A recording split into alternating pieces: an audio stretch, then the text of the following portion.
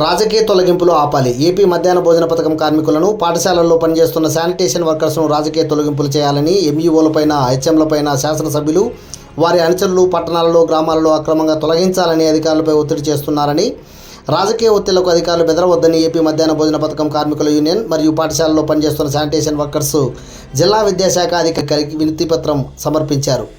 DEO గారు స్పందించి మా వైపు నుండి అలాంటి చర్యలు ఉండవని హామీ ఇచ్చారు. కింది స్థాయి అధికారులకు వేధింపులకు వర్కర్స్ను గురి చేయవద్దని, ఇటువంటి వేధింపులు గురి చేసిన అధికారులపై చర్యలు తీసుకుంటామని సంఘాల ప్రతినిధులకు ఆయన హామీ ఇచ్చారు.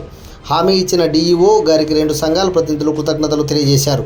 ఈ కార్యక్రమంలో మధ్యాహ్న భోజన పథకం కార్మికుల యూనియన్ మరియు శానిటేషన్ వర్కర్స్ జిల్లా గౌరవ అధ్యక్షులు జె నాగేశ్వరరావు, ఆ సంఘాల జిల్లా అధ్యక్ష కార్యదర్శులు లీలావతి, సరోజమ్మ, సువార్తమ్మ, వారితో పాటు ఆ సంఘాల జిల్లా నాయకులు అంబుబాయి, దేవమ్మ, లీలావతి, ఎస్తేరమ్మ, జాలన జిబ్బి, లలితమ్మ, అనసూయమ్మ, అయాల యూనియన్ నాయకులు సువర్ణ, బజారమ్మ, లక్ష్మీ, సుజాత, వాచ్మెన్ యూనియన్ జిల్లా కార్యదర్శి రాజు తదితరులు పాల్గొన్నారు.